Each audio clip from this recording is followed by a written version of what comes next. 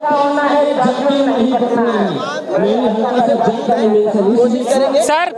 क्यों हटाना चाह रहे हैं? इतनी बढ़िया मशीन है और चुनाव पट रिजल्ट। देखिए, बीजेपी के लिए तो वास्तव में बहुत बढ़िया है, क्योंकि जो टेक्निकल एक्सपर्ट कमेटी 4 सदस्यीय है, जिसमें आईआईटी के 4 प्रोफेसर हैं, वो लोग सॉफ्टवेयर डेवलप कर रहे हैं और माइक्रो कंट्रोलर चिप के अंदर सॉफ्टवेयर के द्वारा वो डाल दिया जाता है कि किस पार्टी को कितना % वोट देना है। और दूसरी बात, ये ईवीएम बनाने वाली जो मशीन है, इस मशीन के अंदर रियल टाइम क्लॉक क्यों है? रियल टाइम क्लॉक इसलिए है ताकि वो जो टेक्निकल एक्सपर्ट कमेटी के मेंबर जो सॉफ्टवेयर डेवलप कर रहे हैं, वो चिप के अंदर ही ये डाल देते हैं, सॉफ्टवेयर के अंदर ही ये प्रोग्रामिंग कर देते हैं, ताकि डेट और टाइम फिक्स करके कि चुनाव वाले दिन इस टाइम से इस टाइम के बीच जितना भी वोट पड़े, उसका मान लो 50% वो देना चाहते हैं बीजेपी को, तो बीजेपी को दे दें। इसलिए उन्हें ना जनता की चिंता है, ना किसी चीज़ की चिंता है, इसलिए वो जनता से नहीं डरते, तानाशाह बन गए। दूसरी बात, ये जो ईवीएम बनाने वाली कंपनी है BEL के 7 डायरेक्टर में से 4 डायरेक्टर भारतीय जनता पार्टी के हैं। अब जब भारतीय जनता पार्टी के डायरेक्टर हैं, वो तो उनको ही उस कोडिंग का पता है, उनको कोड नंबर पता है, किसको वोट चोरी करवानी ईवीएम से, वो करवा सकते हैं, जिसके जो ईवीएम बनाने वाली कंपनी के जो मालिक बन बैठे हैं। तो फिर तो ईवीएम की चोरी को रोकना बड़ा मुश्किल काम है। और तीसरी बात, आप जानते हैं कि देश के सर्वोच्च न्यायालय ने एक व्यवस्था दी थी कि जो इलेक्शन कमीशन का गठन करने के लिए 3 सदस्यीय कमेटी होगी, जिसमें देश के प्रधानमंत्री होंगे, देश के विपक्ष के नेता होंगे और तीसरे इंडिपेंडेंट सदस्य होंगे, देश के मुख्य न्यायाधीश। लेकिन मोदी जी जानते थे कि इसमें फिर गड़बड़ी करना मुश्किल हो जाएगा, तो उन्होंने उस व्यवस्था को बदल दिया देश की संसद में एक बिल लाकर, और अब 3 सदस्यों में से जो इलेक्शन कमीशन का गठन करने वाली समिति है, उन 3 सदस्य कमेटी में 2 सदस्य तो केंद्र सरकार के हो गए, चूंकि नया कानून लाके उन्होंने 1 सदस्य हो गए देश के प्रधानमंत्री, 1 हो गए देश के कानून मंत्री और तीसरे हो गए विपक्ष के नेता। तो इस तरीके से 2 सदस्यों का बहुमत हो गया, प्रधानमंत्री जी और कानून मंत्री जी। जिसको चाहेंगे चीफ इलेक्शन कमिश्नर लगाएंगे, जिसको चाहेंगे वो उनको 2 इलेक्शन कमिश्नर उनको लगा देंगे, तो 3 लोग उनके हो गए। उसके बाद इलेक्शन कमीशन उन जिन 4 टेक्निकल कमेटी के मेंबर्स के द्वारा प्रोग्रामिंग करवाता है, उस प्रोग्रामिंग में करवा देगा किसको जिताना है। और जब देश के मुख्य न्यायाधीश रहते हुए, आपको याद होगा कि 4 मुख्य न्यायाधीशों ने जनवरी 2018 के अंदर प्रेस कॉन्फ्रेंस की थी सुप्रीम कोर्ट के अंदर, और उन्होंने कहा था कि देश में लोकतंत्र खतरे में है, इसलिए हम जजेस जनता की अदालत में जनता आए और लोकतंत्र को बचाए। सुप्रीम कोर्ट के 4 जजेस, और उनमें से एक जज बाद में चीफ जस्टिस ऑफ इंडिया बन गए, और रिटायर होते ही अगले दिन वो राज्यसभा के मेंबर बन गए। उन चीफ जस्टिस ऑफ इंडिया रहते हुए उनके जो लास्ट के 6 महीने के कार्यकाल के जजमेंट देख लीजिए, चाहे वो राफेल का जजमेंट हो, चाहे जस्टिस लोया की हत्या के जांच का जजमेंट हो, चाहे मंदिर का सवाल ये है सर, मोदी जी 24 घंटे काम कर रहे हैं देश को विश्वगुरु बनाने के लिए और टेक्नोलॉजी के युग में ले जाना चाहते हैं। आप लोग पीछे घसीट रहे हैं उनको, फिर से पर्ची वाले युग में ले जाना चाहते हैं। मैं एक बात पूछना चाहता हूं कि जो विकसित देश हैं, जिन्होंने ईवीएम मशीन बनाई है, उनको ईवीएम पे भरोसा क्यों नहीं है? वो विश्वगुरु नहीं है ना सर, विश्वगुरु तो हम है, वो विश्वगुरु नहीं, उनको क्या पता? अगर हम विश्वगुरु हैं, अगर विश्वगुरु का मतलब ये है कि देश में बदहाली हो, देश में कंगाली हो, देश में गरीबी हो, देश में बेरोजगारी हो, दलितों का उत्पीड़न हो, महिलाओं का उत्पीड़न हो, तो ऐसा विश्वगुरु देश हमें नहीं चाहिए। ईवीएम हटने से सब खत्म हो जाएगा सर? देखिए, ईवीएम हटने सब खत्म होने का सवाल नहीं है। सवाल ये है कि जो वोटर है उसको ये भरोसा तो होना चाहिए कि वो जो वोट जिस प्रत्याशी को दे रहा है, उसका वोट उसको जा रहा है। वैसे भी 2013 की जजमेंट में माननीय सर्वोच्च न्यायालय ने उन्होंने यही तो कहा है कि वोटर का भरोसा कायम करने की जिम्मेदारी इलेक्शन कमिश्नर की है, और ये जो इलेक्ट्रॉनिक वोटिंग मशीन है ईवीएम है, इससे उनका भरोसा कायम नहीं होता। इसलिए उन्होंने वीवीपैट लगाने की बात की, और वीवीपैट में भी उसकी पर्ची गिनने की बात की, लेकिन पर्ची तो गिनी नहीं जा रही है। तो हम लोग जो ये मांग कर रहे हैं कि आपके अगर अकाउंट से पैसा चोरी हो सकता है, अगर आप मंगलयान भेज सकते हैं, यहाँ से चंद्रयान भेजते हैं, और चंद्रमा के ऊपर जो रोवर उतरता है उसमें खराबी आ जाती है, हम जमीन पे बैठ के उसको रिपेयर कर सकते हैं। बिना वायर के ये भी चल रहा है, माइक भी बिना वायर के, ये बिना तार के ये माइक भी चल रहा है। तो ऐसी कोई, मुझे लगता है कि ये possibility can not be ruled out कि ईवीएम के द्वारा लोगों के वोट की चोरी की जा सकती है। लोग 2 तर्क और देते हैं। एक तो तर्क ये देते हैं कि ईवीएम मशीन के अंदर नेट नहीं है, उसके अंदर ब्लूटूथ नहीं है, उसके अंदर नेट इसमें भी नहीं है, उसके अंदर बाहर से कोई चोरी नहीं हो सकती। तो मैं ये कह रहा हूँ अगर प्रोग्रामिंग ही कर दी जाए कि इस मशीन से वोट वाले दिन तारीख और वो फिक्स कर दिया जाए कि इतने बजे से इतने बजे तक जो जितना वोट पड़े 50% बीजेपी को जाए, तो उसमें फिर बाहर से हैक करने की जरूरत कहाँ है। प्रोग्रामिंग में ही वोट चोरी का सिस्टम बना दिया, इसीलिए ईवीएम के अंदर रियल टाइम क्लॉक लगाया गया है। वरना मैं पूछना चाहता हूँ ईवीएम के अंदर रियल टाइम क्लॉक की जरूरत क्या है? आप कह रहे हैं पता नहीं चलता वोट हम डालते हैं कि किसको गया, लेकिन वहाँ तो बकायदा सिंबल के आगे लाइट जलती है, मशीन भी बोलती है। दी क्विंट पे रिपोर्ट आई है, जो कन्नन गोपी कृष्णन एक IAS ऑफिसर रहे हैं, जो इलेक्शन ऑफिसर भी रहे, उन्होंने बताया कि पहले जो था उसमें मशीन जो वीवीपैट के अंदर 14 सेकंड तक लाइट जलती थी और उसका ग्लास वाइट कलर का होता था। तो एक तो उसमें पर्ची कटती हुई करके गिरती हुई दिखती थी। दूसरी बात, पहले क्या था, बैलेट यूनिट में आप जिस बटन को दबा रहे हो उस बटन का संदेश जाता था सीधा बैलेट यूनिट के अंदर, और बैलेट यूनिट से संदेश आता था वीवीपैट के अंदर। उस व्यवस्था को बदल दिया। एक तो पहली बात, वाइट ग्लास की जगह इन्होंने ब्लैक ग्लास लिया है, 14 सेकंड की जगह अब 7 सेकंड चलती है। दूसरी बात, अब बिजली बचाते हैं ना सर, लाइट कम जला के। नहीं, ऐसी बिजली बचाने की जरूरत देश को नहीं है। देश के लोगों को ईवीएम पे बिल्कुल भरोसा नहीं है। उन्हें ये भरोसा उनका कायम करने की जिम्मेदारी इलेक्शन कमिश्नर की है कि जिसको वो वोट दे रहे हैं उनका वोट सही जगह जा रहा है। इलेक्शन कमीशन तो कह रहा है। एक बात मुझे बताइए, आप मुझे ये बताइए कि छत्तीसगढ़ के अंदर जो बहुजन समाज पार्टी के प्रत्याशी जिस जगह से चुनाव लड़े, वहाँ उनके अपने बूथ पे उनके परिवार का भी वोट था, उनके रिश्तेदारों को भी वोट था, लेकिन जब बैलेट यूनिट जो बैलेट मशीन वहाँ की खुली, उस मशीन के अंदर, ईवीएम मशीन के अंदर उनको अपना वोट भी नहीं मिला, उनके परिवार के और उनके वोट कहाँ चले गए। तो ये इतना सीरियस एप्रीहेंशन है ईवीएम से चोरी, क्योंकि आपके अकाउंट से पैसा चोरी हो जाता है, आपको पता भी नहीं चलता। आपके अकाउंट से पैसा चोरी हो सकता है, यहाँ धरती पे बैठ के चंद्रमा के ऊपर रोवर को रिपेयर किया जा सकता है बिना कोड के, बिना ब्लूटूथ के, बिना इसमें तो नेट नहीं है, और फिर भी मैं इस पर बात कर रहा हूँ और आपके उसमें पूरे देश में करोड़ों लोग सुनेंगे। तो फिर ये possibility can not be ruled out कि ईवीएम से वोट की चोरी होती है। चुनाव आयोग तो कह रहा है कि हम न्योता दे रहे हैं, आइए हैक करके दिखाइए। हम भी तो कह रहे हैं हैकिंग की जरूरत ही नहीं है। आप चाहते हैं तो हमें ईवीएम मशीन दीजिए 50। हम देखिए, जो प्रोग्रामिंग की जाती है, जो माइक्रो कंट्रोलर चिप है, उसमें क्या प्रोग्रामिंग की है, अगर बाहर वाले आदमी को पता नहीं वो कैसे करेगा। चोरी तो अंदर वाले कर रहे हैं ना। Election commission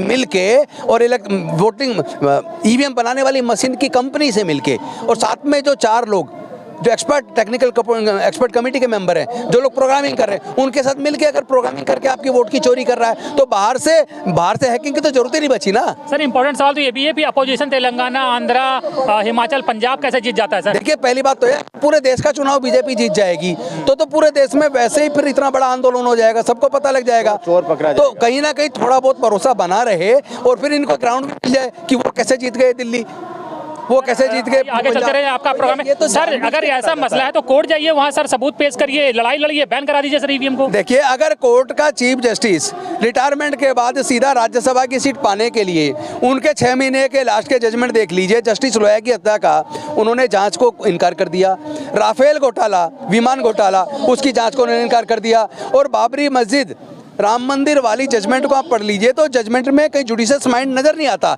without application of mind judgement आ रहे हैं, उसके अंदर आस्थाई उसको सबूत मान रहे हैं। वो ना तो एविडेंस, देखिए कोर्ट चलती है एविडेंस से और लॉ से, लेकिन इस जजमेंट के अंदर ना लॉ नजर आता है और ना इसके अंदर कोई एविडेंस नजर आता है। आस्था पे जजमेंट, अगर कोर्ट आस्था पे जजमेंट देगी तो ऐसे कोर्ट का चीफ जस्टिस होने के बाद भी अगर उसे राज्यसभा जाना है, वो अगर बिक सकता है या इन्फ्लुएंस किया जा सकता है, तो फिर मुझे नहीं लगता कि हमें कोर्ट पे भरोसा करने की जरूरत है। भरोसा नहीं है,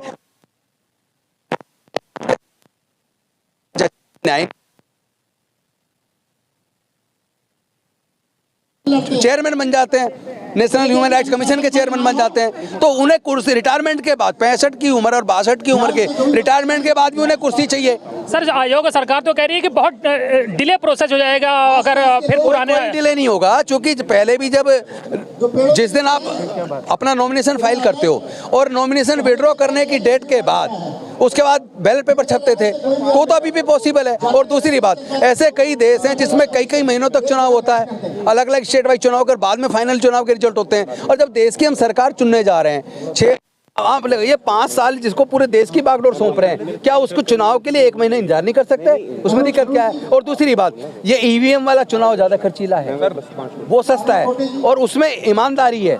उसके अंदर एक ही 2 तरकीब लगा रहे हैं। एक तो लगा रहे हैं कि इसमें टाइम ज़्यादा लगेगा, तो ये गलत है। आज टेक्नोलॉजी इतनी हाई है, 3 दिन के अंदर आपके सारे बैलेट पेपर छप जाएंगे। नंबर 2, आप ये कहते हैं बूथ कैप्चर हो जाते थे, अरे बूथ पे सीसीटीवी कैमरे लगा दो, कोई भी सारे प्रत्याशियों को उसका एक्सेस दे दो कि वो अपने मोबाइल पे ही देख सके कि हमारी ईवीएम सुरक्षित है। तो ये ग्राउंड नहीं है, ये बेसलेस ग्राउंड्स हैं, ये आर्गूमेंट्स रीजनेबल आर्गूमेंट्स नहीं है।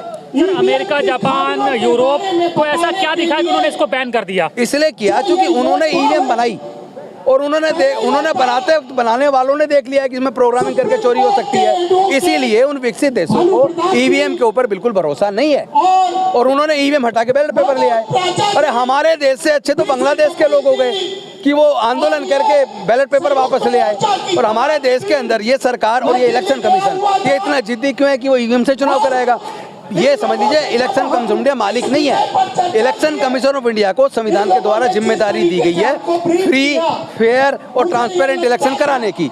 ये जिम्मेदारी नहीं है कि वो दादागिरी करे, कि वो अपनी मनमर्जी चलाए। उसको जनता की बात को सुनना ही पड़ेगा। ज्यादा आंदोलन करेंगे, ज्यादा भीड़ जुटाएंगे, जेल चले जाएंगे। अरे जेल से कौन डरता है देश को बचाने के लिए? अगर हमारे स्वतंत्रता सेनानी इस बात से डरते हैं कि जान चली जाएगी, जेल में डाल देंगे अंग्रेज, तो फिर भारत आज़ाद नहीं होता। भारत को आज़ादी को बरकरार रखने के लिए भारत के संविधान का और लोकतंत्र का बरकरार रहना जरूरी है। और उसके लिए हम जैसे लोगों को अगर अपनी जान देनी पड़े या जेल में सालों साल गुजारनी पड़े तो हम उसके लिए तैयार हैं। हम देश को बचाने के लिए, देश के प्रजातंत्र को बचाने के लिए, लोगों की अस्मिता को बचाने के लिए, लोगों के स्वाभिमान को बचाने के लिए हम अपनी जान की कुर्बानी भी दे सकते हैं। जेल बहुत छोटी चीज है। आंदोलन का भविष्य क्या है? इसको कितने बड़े पैमाने पर अभी आप और आगे ले जाएंगे? ये जन आंदोलन धीरे धीरे बढ़ता जा रहा है और ये जो हमने दिल्ली से शुरू किया था आज पूरे देश का आंदोलन बन गया है। पूरे देश के शहरों के अंदर भी, गाँव के अंदर भी लोग, हर आदमी कह रहा है ईवीएम में वोट चोरी है। मैं कह रहा हूँ अगर देश का हर आदमी कह रहा है ईवीएम में वोट चोरी है तो इलेक्शन कमीशन ऑफ इंडिया होता कौन है? कोई जिद करे कि वो केवल बैलेट पे ईवीएम से चुनाव कराएगा?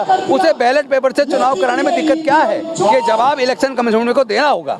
राजेंद्र जी कर रहा हूँ, अरविंद केजरीवाल जी की सरकार में अभी भी एमएलए हूँ और सुप्रीम कोर्ट का एडवोकेट भी। बिल्कुल, राजेंद्र पाल गौतम जी हैं और ईवीएम के खिलाफ। राजेंद्र पाल जी, आप लोगों ने ईवीएम को लेकर एक प्रदर्शन शुरू कर दिया है, लगता है कुछ आशा है? ईवीएम के खिलाफ जो लड़ाई जा रही है उसके योद्धा मंच पर बैठे हुए हैं, लोगों को संबोधित कर रहे हैं, वो अपनी बात कह रहे हैं, लेकिन लोगों के मन में क्या है ये भी हम लगातार जानने की कोशिश कर रहे हैं। सर ये बताइए, इतनी बढ़िया टेक्नोलॉजी है, क्यों इससे दिक्कत है? क्यों हटाना चाहते हैं? बढ़िया चुनाव हो रहा है। अच्छा, तो अमेरिका वाले ने क्यों छोड़ दिया? सर आपके पास भी आ रहे हैं। नहीं, सही कह रहे हैं, लेकिन विश्व के किसी भी देश में सिर्फ भारत के सिवा कहीं भी ईवीएम से चुनाव नहीं होता है। तो जरूरी थोड़ी कि अगर कोई काम नहीं कर रहा तो हम भी देखा देखी ना करें। कोई अच्छा काम है तो हम करना चाहिए हमें। नहीं, जब विश्व को जो फॉलो करते हैं तो ये भी चीज़ फॉलो करना चाहिए हमारे देश के जो सरकार है। काम ऐसा करो कि दुनिया आपको फॉलो करे। तो देखिए, काम तो वही हो रहा है, आपके सामने तो ये हो रहा है कि ईवीएम से हटाओ। हमारे संविधान में मत पत्र लिखा है, मत कि ना कि ईवीएम लिखा हुआ। जब संविधान बना था तब टेक्नोलॉजी नहीं थी। बाकी ये बताएंगे। चलिए, अच्छा क्या दिक्कत है भाई साहब ये बताइए? दुनिया टेक्नोलॉजी की ओर जा रही, चांद पे जा रहे हैं, तो हम लोग क्यों पर्ची के युग में आना चाहते हैं? आना चाहते हैं, ये बताइए। पकड़ लीजिए, ईवीएम हटाओ, लोकतंत्र बचाओ। भारत में जितने भी दल हैं राजनीतिक, भाजपा के अलावा सबने मांग की है, केवल भाजपा ही ईवीएम से चुनाव क्यों कराना चाहती है? क्लियर? इसके अलावा अगर ईवीएम में बेईमानी नहीं है तो जो वीवीपैट निकलता है वो आंखों के सामने कट के गिरना चाहिए। उसको ब्लैक शीशे को क्यों किया गया है? ठीक है, अगर आप अपने मोबाइल में अलार्म सेट कर देते हैं, उतने टाइम बचता है। अगर चंद्रयान जाता है भारत का, अब वहाँ खराबी आती है, यहाँ से ठीक किया जाता है। अगर आपका पैसा पेमेंट में निकल जाता है फ्रॉड करके, तो ईवीएम में हैक कैसे नहीं हो सकता? ईवीएम में प्रोग्रामिंग के थ्रू हैक हो सकता है, टाइम फिक्स किया जा सकता है। इस वक्त दूसरे के बटन दबाने पे दूसरे को वोट जा सकता है।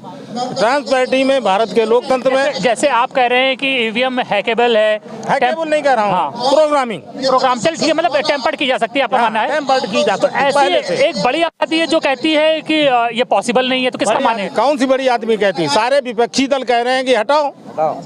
बड़ी आबादी भाजपा को मानते हैं, सिर्फ आप जो ताकत में बैठ जाए। मतलब जो दूसरा पक्ष है उधर भी तो लोग हैं ना, तो वो भाजपा के अलावा बताइए ना, आप ही बता आपका दीजिए। कहना है कि विपक्ष की सुनी जाए, भाजपा के लोगों की बात ना सुनी जाए? भाजपा के अकेले सुनी जाए, जहाँ ज्यादा लोग हों लोकतंत्र में, जहाँ ज्यादा दल हों उनकी सुनी जाए ना, केवल एक की क्यों सुनी जाए? लोकतंत्र का मतलब बहुमत। अब बहुमत कह रहा है कि ईवीएम हटाओ, तो हटाओ। चुनाव आयोग मोदी जी अपना बना लेंगे, ठीक है। मोदी जी पे यकीन नहीं है, चुनाव आयोग पे नहीं यकीन है कि ईवीएम पे नहीं है? ईवीएम तो उनका ही प्रोडक्ट है, मतलब उसको हैकिंग वही कर रहे हैं। कांग्रेस लाई थी सरकार ना, लाई थी, तब लाई थी ना, तब से कितना परिवर्तन हुआ? मालूम है। जो कंपनी बनाती है इसको, मानी संभव थी तो कांग्रेस भी तो करती होगी। हाँ हो सकता करती हो सकता करती हो। एक बार खराब हो रहे थे, ठीक नहीं होना चाहिए। नहीं, आप क्या कह रहे हैं? हम कहना चाह रहे हैं कि हो सकता कांग्रेस करती रही हो, हम ये नहीं कह, उस वक्त की बात हमको पता नहीं, ठीक है। हम आपकी बात कर रहे हैं। हद हो गई अब लग रहा है आपको? अब ऐसी हद हो गई है कि अगर ईवीएम से चुनाव होगा, आप किसी को वोट डालिए जाके, बेईमानी हो जाएगी, आप नहीं जीतेंगे। देवबंद में जहाँ पे मुसलमानों की इतनी बड़ी संख्या है, अगर वहाँ से भाजपा जीत सकती है तो आप यहाँ से समझ लीजिए। ये भी तो हो सकता है कि मेरा सवाल ये भी तो हो सकता है कि मुसलमान मोदी जी को पसंद करने लगे। ना आप हिंदुस्तान का मुसलमान इतना प्रताड़ित किया जा रहा है, उसके बाद मोदी जी को पसंद करेगा? मोदी जी लोकप्रिय नेता है, दुनिया के सर्वाधिक लोकप्रिय ताकतवर नेता है। आप गूगल कर लीजिए, अभी विश्व के प्रधानमंत्रियों में सबसे मूर्ख कौन है? मीडिया हमारा कहता है मोदी जी दुनिया में सबसे लोकप्रिय है। मीडिया कहने से नहीं, आप गूगल को कुछ मानते हैं, गूगल से बहुत कुछ पूछते हैं। आप जरा पूछिए, आप गूगल से मोबाइल पूछ लीजिए, मोबाइल से आप पूछ लीजिए। कुछ और लोगों से बात कर ले थोड़ा सा ज्यादा। भाई साहब, क्यों लग रहा है कि ईवीएम में गड़बड़ी है? बहुत अच्छी मशीन है, सरकार कह रही है। गड़बड़ी ऐसे है कि मध्य प्रदेश में इतनी खिलाफत हुई है भाजपा की, और वहाँ कांग्रेस और दूसरी पार्टियों के फेवर में जो थे, उसके बाद भी वहाँ भाजपा के इतने वोट निकले। कोई टीवी चैनल, कोई सोशल मीडिया का चैनल, सर्वे किसी ने नहीं बताया कि वहाँ भाजपा जीत सकती है। सभी कांग्रेस की वहाँ बढ़त बता रहे थे, लेकिन उसके बाद भी भारी बहुमत से भाजपा जीत गई। वही राजस्थान में हुआ, वही छत्तीसगढ़ में हुआ। तो ये चीज़ें जो हैं, जो अच्छा दूसरे ईवीएम जब बड़े बड़े टेक्नोलॉजी वाले जो देश हैं, जापान है, रसा है, अमेरिका है, फ्रांस है, वहाँ से जब ईवीएम जिन्होंने आविष्कार किया, जिन्होंने इस ईवीएम का, उन्होंने अपने यहाँ से हटा दिया। और हाँ, हमारे यहाँ तो सुप्रीम कोर्ट ने भी ये कह दिया है कि हमारे ये जो ईवीएम है ये काबिल विश्वास नहीं है, लेकिन फिर भी लगातार उसको। आपको यकीन नहीं है? सर इधर आइए थोड़ा सा पीछे, भाई साहब भी बहुत बोलना चाह रहे हैं, कोई बात? हाँ भाई साहब। चाचा जी, क्या दिक्कत है? नहीं, हमें कोई दिक्कत नहीं। एक चीज बताओ, आपको पेट के अंदर ये कैसे मालूम है कि लड़का है कि लड़की? क्रांतिकारी योद्धाओं, हाँ वो हो जाता है, क्या कहते हैं वो? अरे वो आपको पहले मतलब कैसे 3 महीने मालूम हो जाता है? वो तो डॉक्टर उसका परीक्षण करके बता देते हैं, लिंग जांच करके ना मशीन से। ना। और बीजेपी कहती है 400 के पार अभी से। देश के अंदर एक हमने वो तो इसलिए कहते हैं कि हम, वो तो कहते हैं हम अपने काम की वजह से। चले भाई, अब जरा सुनने दीजिए, हमें ज्यादा नहीं कहना। बिल्कुल, देखिए भाषण शुरू हो चुका है। ईवीएम के विरोध आंदोलन कर रहे हैं जो बड़े चेहरे हैं, चाहे राजेंद्र पाल, गौतम हो या डॉक्टर प्राचा हो। डॉक्टर प्राचा, सभी लोग मंच पर वोट से लोगों, और भाषण जो है स्टार्ट हो चुका है। उसे लोगों की वोट नहीं चाहिए, यही कारण है।